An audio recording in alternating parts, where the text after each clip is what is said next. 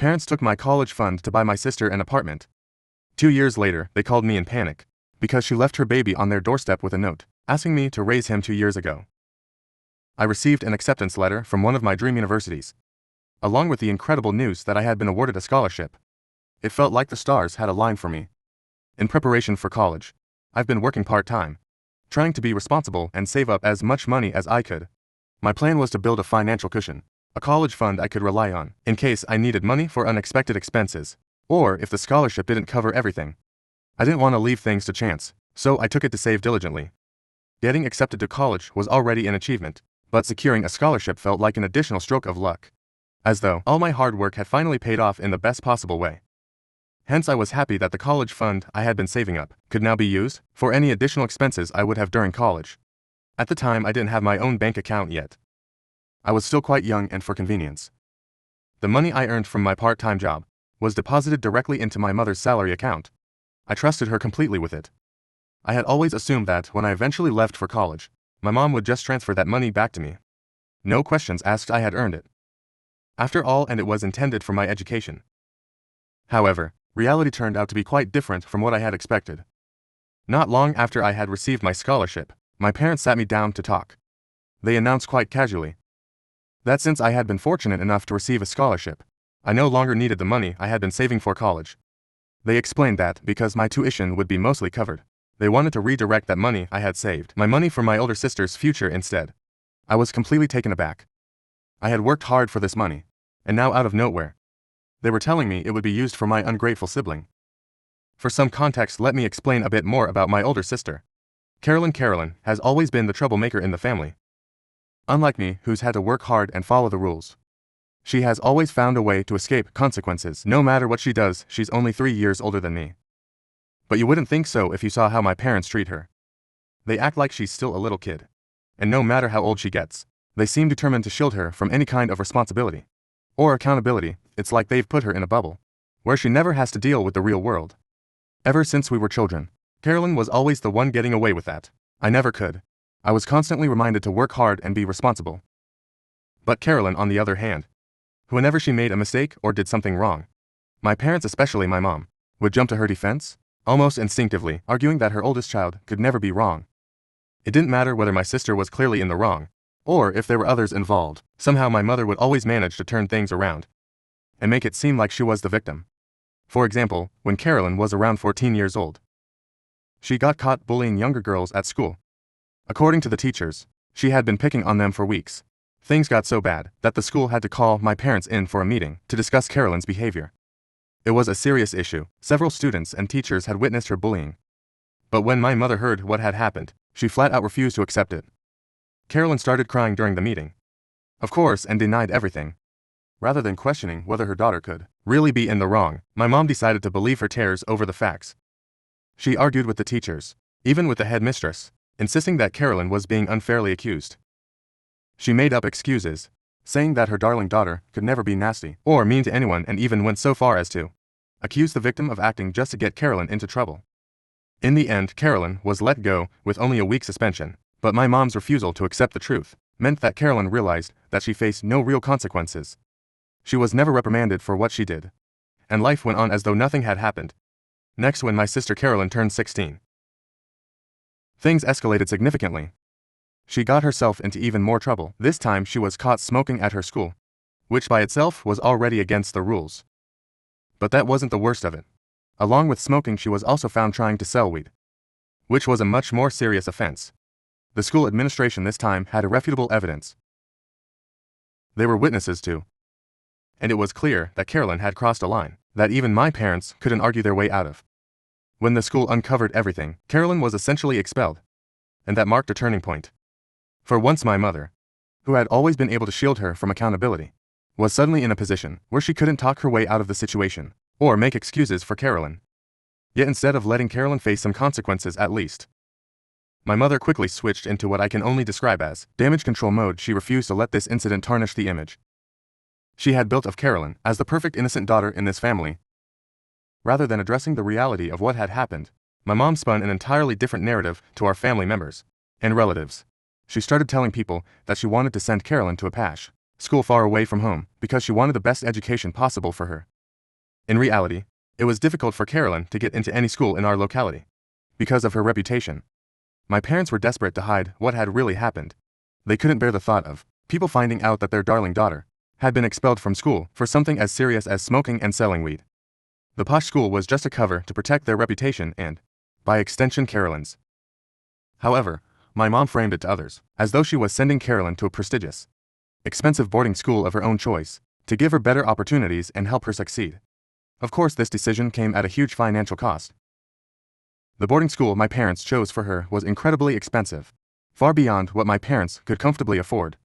They struggled to pay for it, but they were willing to make those sacrifices to maintain the image of Carolyn being this privileged, well-off girl who is receiving the best education that was far above everyone else living in our neighborhood. Clearly, my parents were willing to go to great lengths to cover up Carolyn's failures and bad behavior, even when it meant putting themselves under financial strain. You would think that after everything that had happened, getting caught smoking, selling weed and being expelled from school, Carolyn would have learned her lesson, shown some remorse, or at least made an effort to change. But no, that wasn't the case at all. Shortly after she was sent to that expensive boarding school, my parents received a call one night that Carolyn had disappeared. In the middle of the night, my sister had left a letter behind in typical dramatic fashion, declaring that she was in love with her then boyfriend Nick, and that she couldn't wait any longer to spend the rest of her life with him. Panic set in at home, and my parents went into overdrive trying to find her. They were frantic, calling up her friends and contacting the police, searching for any leads or clues about where she might have gone. Thankfully, after some tense days of searching, the police were able to track her down. Carolyn had been staying at one of her friend's house the whole time. When my parents and I went to get her back home, my sister flat out refused to come back home. Instead, she declared to my parents that Nick was the one for her, and that she wanted to marry him immediately. My parents tried to talk her out of it for hours. Rather than laying down the law or demanding that Carolyn come back and finish school, my mother in the end gave in to her demands after some negotiating. They struck a deal: Carolyn would return to finish high school, but after she graduated, my parents would support her decision to marry Nick. They even agreed to help Carolyn and Nick financially, as much as they could after their marriage. Can you believe that? And that's exactly what happened. True to her word, Carolyn graduated, and as soon as she turned 18, instead of going to college or focusing on her future, she married Nick. My parents, as promised, helped them every step of the way. They found a place for Carolyn and her new husband to live in. Since neither Carolyn nor Nick had any stable income to support themselves, my parents ended up agreeing to pay their rent every month. And to make matters worse, Nick didn't have any parents around, so the entire responsibility for the two of them always fell on my mom and dad only. I couldn't wrap my head around the fact that, after all the trouble Carolyn had caused, my parents were still bending over backward to make her life as comfortable as possible. They were using their hard-earned money to support her marriage, pay her rent, and basically take care of her and her husband, while I was always told to focus on studies and encouraged to take a part-time job so I could earn my own money. I couldn't help but feel the growing resentment, knowing that I always had to work harder than my sister, who just got things for free, served on a platter. This kind of favoritism has been a constant throughout our lives. No matter what Carolyn does, she's always protected, and when my parents decided to take the money I had worked so hard to save for my education and give it to her instead, it just felt like another chapter in the same old story. I confronted them, demanding to know why they were choosing to give my hard-earned money to Carolyn. It didn't make sense to me. I had been saving that money for years to help with college, and it was mine, not theirs, to give away. That's when my parents revealed the real reason behind their decision. Carolyn had just found out she was pregnant. My jaw practically dropped in disbelief, as my dad proudly declared how happy he was to become a grandfather so soon. Both he and my mom beamed with excitement, completely unfazed by my reaction. For them, this was joyous news, a new chapter, a grandchild to look forward to. But all I could think was, how is Carolyn going to handle having a baby when she can't even manage her own life?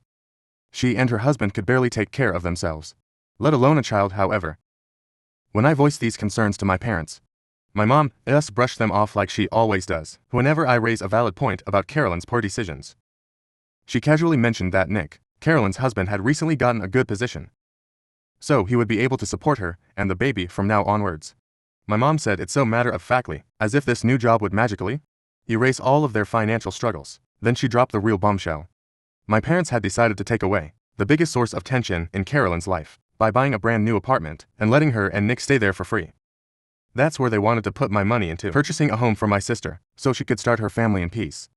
They were ready to make yet another huge financial sacrifice. To buy a house just to make sure Carolyn didn't have to worry about anything. I couldn't believe it. It was like everything I had worked for. The late nights, the part-time jobs. The sacrifices didn't matter in comparison to Carolyn's latest life event. Once again, I was being asked to step aside so she could be catered to. My parents had never shown this level of pride or excitement about my achievements, not even when I got accepted into my dream university, with a scholarship after years of being the responsible, hard-working daughter who tried her best to make them proud. I was tired of coming second to Carolyn in every way that mattered to them. It was a moment of clarity for me. I realized that no matter what I did, I would never get the recognition or appreciation I deserved. If they couldn't value me for the person I had become, then maybe it was time for me to stop seeking their approval altogether. I was done fighting for a place in their hearts. From that point on, I stopped arguing with them. I didn't see the point in trying to reason with people who were so blinded by their favoritism. Instead, I shut down, completely emotionally distancing myself from the situation. I just waited quietly, patiently for my chance to leave. The moment my college start date approached, I focused on preparing for that escape. I kept my head down, counting the days until I could finally move out and leave this toxic dynamic behind. But even in those final weeks, I would overhear my parents talking several times about their grand plans for my bedroom. After I left, they were already planning to turn it into a nursery for Carolyn's unborn child, their future grandchild. It was as if my existence had been completely erased from their minds. The room I had lived in for years was already being planned to be transformed to cater to a child who hadn't even been born yet. My parents were practically giddy with excitement about how they could babysit for Carolyn and give her baby a room in their house. When the day came to move, my dad didn't even offer to help me pack or move my things. Fortunately, I had my friends who were there. For me, they helped me move into my dorm. And once I settled into my new life at college, I felt an overwhelming sense of relief. For the first time in years, I wasn't living under the weight of my parents' favoritism, or trapped in a house where my achievements and my efforts were taken for granted. Away from my family, I finally had the freedom to live my life, without constantly being compared to my sister, or feeling like I wasn't good enough. For the last 2 years, I've been focusing completely on myself. The college has been a busy and fulfilling experience. I've worked hard academically, while also holding down a part-time job as a server, and honestly, I love the life I've built for myself. After moving out, I finally felt free from the toxic favoritism that had dominated my family for so long. True to their word, my parents turned my old room into a nursery for Carolyn's baby Jimmy. I've only met him once briefly when he was born. Carolyn and I have never been close, so we don't really talk, and after it became clear that I had no place left at my parents' home, I stopped going back home altogether. My parents have never really checked up on me these last 2 years, unless they wanted something from me, and over time I just accepted that this was how things were. I focused on my own life and my own goals, and let go of the idea that they would ever change. Things had been quiet between us for so long that I was genuinely surprised when I received a call from my mom early this morning. She sounded panicked, her voice shaking, and the first thing she asked was whether my sister had called me. I was confused and told her no. I hadn't heard from Carolyn.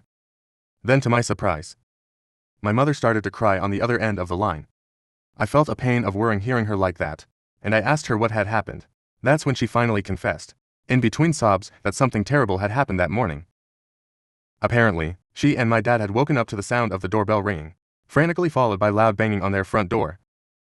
When they rushed downstairs to see what was going on, they found Jimmy, Carolyn's son, standing on the porch all by himself. He was holding a small bag and a note. My mom was in hysterics, so she recounted how terrifying it was to open the door and see their grandson there alone, with no sign of Carolyn or her husband Nick. I asked my mom if the note said anything about where Carolyn had gone, or what was happening. This is when my mom revealed that in the note, Carolyn had written that she hated being a mother and couldn't live with his suffocation any longer. She wrote how didn't want to raise her son and had asked my parents and me to take over raising Jimmy. From that day forward, I was absolutely taken aback, stunned by the reality of what was happening. My mother sobbing only intensified on the phone as she tried to process this, while my father, who had been desperately trying to reach both Carolyn and her husband, Nick, suddenly took the phone from her. I could hear the urgency in his voice. He informed me that both Carolyn's and Nick's phones had been switched off, and he said that this was starting to be a very grave matter. He recounted how a few days ago Carolyn had asked them for money. So now there was a chance she had actually run away with the money, leaving behind her son with us. My dad told me that it was time for me to come back home immediately to help them search for Carolyn. I was still processing everything. trying to wrap my head around the fact that my sister had abandoned her child like this. And while I felt concerned, I also knew I had my own responsibilities. I calmly told my dad that coming home wasn't possible at the moment. I had an important exam coming up this week, and I couldn't just drop everything. I offered to do what I could from my end, saying I tried to reach out to Carolyn myself, but I couldn't be physically there. My dad wasn't happy with that response at all. He started arguing, telling me I was being unreasonable, and that the family needed me with them right now. He spoke as if it was my duty to show up, like I had some kind of moral obligation to be there for them in this crisis, just because we're family. But I wasn't about to let him guilt-trip me. I argued back, reminding him that my being there wouldn't solve anything. I couldn't help but point out that they hadn't needed me in the past 2 years. Not once had they asked how I was or what I needed. Now suddenly, because they were in a crisis, I was supposed to drop everything and rush back to help. It didn't sit right with me, and I wasn't going to let them make me feel guilty for focusing on my own life. Then my dad told me how I was being too harsh on them during this time of crisis. He said that all they needed was for me to be there for them, that this situation wasn't about the past or any old family issues. It was about coming together as a family when things were clearly falling apart. He tried to make me feel like I was being cold-hearted for not rushing back to help, as though I was the one turning my back on them in their time of need. Either for not letting my dad guilt-trip to go back home, just because my sister has abandoned her son. Update 1. I completely agree that something feels off about my parents suddenly calling me back home, especially considering how they've barely contacted me in the last 2 years. Now out of nowhere my mom, who hardly ever calls me, has been ringing my phone multiple times a day, practically begging me to return. It doesn't sit right with me, and it's hard not to think that there's some ulterior motive behind it. They've never shown this level of urgency about anything before. So, why not to clarify to some commentators? I'm genuinely concerned for Jimmy. The idea of my sister abandoning her child is beyond heartbreaking, and I feel for him deeply. Carolyn's sudden disappearance and her decision to leave Jimmy on my parents' doorstep is shocking, to say the least, but at the same time, I know my parents love Jimmy, and I trust that they will take care of him, just as they've always been willing to bend over backward for Carolyn's sake, so I'm not worried that Jimmy won't be cared for. I know my parents will step up for him at the end of the day. What bothers me the most, though, is how my sister can just vanish without warning. It's disturbing that she would do something so drastic, and I can't shake the feeling that there's more going on than I've been told. I don't understand why my parents are so desperate to have me come home when in reality they've never needed my help before. Update 2. It's been a week since my last update. After I finished my college exam, I decided to take some time and finally visit my parents. My mother, who had been crying for the past week, had red puffy eyes and it looked like she hadn't slept much. My dad had this grim, worried expression that made it clear he was still anxious about everything. Jimmy seemed to be doing all right though. I brought him a small gift and spent some time playing with him. He was comfortable with my parents, blissfully unaware of the chaos surrounding him. He even seemed to think that his parents were just on a vacation and would return soon once I settled in. I knew I needed to sit down with my parents to talk about everything. I wanted to see the note Carolyn had left with Jimmy. As soon as I asked my parents to show me the note, I noticed my parents exchanging worried glances, which only heightened my concern. Finally, my mother has only retrieved the note, and I braced myself for what I might read. As I read through it, I was shocked to find that they had left out a crucial part of the truth. Carolyn hadn't just abandoned her son with my parents. She had specifically left him for me. I couldn't believe what I was reading. My sister had gone on to write that she resented the way my parents had raised her. She expressed how she wished she could be more like me, someone who is responsible and capable. She ended the note by writing that by leaving Jimmy with me, he would have a better chance at a good life, perhaps even a life she wished she could have had. I looked up at my parents, my heart racing, and demanded to know what the hell was going on. Why did my sister leave me her son? This changed everything. That's when my parents slowly began to reveal the whole story. After my parents had bought them a comfortable apartment to live in, Nick and Carolyn started to spiral into a world of drugs and neglected their responsibilities as parents, even after Jimmy was born. My parents caught them multiple times, leaving Jimmy alone at home, even as a baby, while they went out to party with random strangers late into the night. Both of them would also have violent fights due to their drug use. Carolyn would often show up at my parents' doorstep, crying for help with Jimmy in her arms. Hearing all this felt like hearing a story about a stranger. I mean, I have always known my sister causes trouble, but I had thought that, at least as a parent, she would have given up on these things, but clearly she hadn't. My parents had knowingly kept this hidden from me. They knew me well enough to understand that I would judge them for supporting Carolyn through all of this nonsense. They had tried their best to get her help, even attempting to admit her to rehab. But she would always relapse. At one point my sister, in dire need of money for drugs, resorted to stealing from them. That's when my parents realized just how dangerous the situation had become, not just for Carolyn, but for Jimmy too. They needed to stand up for their grandson and protect him. They were in a position where they felt they had to protect their grandson. This is when my parents threatened to call Child Protective Services on my sister and her husband and have them arrested for neglecting their son. It seemed this threat was what pushed Carolyn over the edge. She had been struggling to be a parent for so long, and with her threat she just couldn't do it any longer. A week before she disappeared, she had asked to borrow some money from our parents. Then, without warning, she left Jimmy on their doorstep and vanished. My parents told me that it was clear that she and Nick were done with being parents. They had knowingly left their son on their porch, and both of their phones were unreachable. My parents had registered them as missing. The police were involved, but even they believed that Carolyn and Nick had likely left their children, willingly, possibly to continue using drugs, which seemed all too likely given the circumstances. As I absorbed everything they were telling me, I felt a mix of anger and heartbreak. It was clear that my sister had been suffering for a long time, and yet I had been left completely in the dark. My parents went on to explain that this was the main reason they wanted me to come back home. They obviously could not come right out and tell me the entire truth on the phone, since they were afraid of how I would react to everything. My dad then started to say how he and mom were getting older, and while they enjoyed babysitting Jimmy for a few hours, they couldn't possibly handle him full-time. Hence he felt it was a great idea for me to move back in with them and work on replacing Carolyn's role in Jimmy's life. My mother nodded in agreement, saying that I could probably drop out of college and raise Jimmy for the time being, since my sister wanted me to have him. I was taken aback and couldn't help but laugh at their suggestion. Have they lost their minds? There was no way I was going to drop out to take care of my sister's child. I firmly told them that we needed to talk to CPS about this situation. If I didn't want to take legal custody, then they could step in and become custodians for Jimmy. It felt like the most responsible path forward given the circumstances. My dad quickly pushed back, saying that this was a family matter, and that involving CPS could complicate Jimmy's life. My mom chimed in, arguing that my sister would be disappointed in me if I didn't step up, since she had basically left her son to me, insisting that she and my dad expected better for me. Their words struck a nerve. I told them that I didn't care about disappointing anyone. It was about doing what was right for Jimmy and for myself.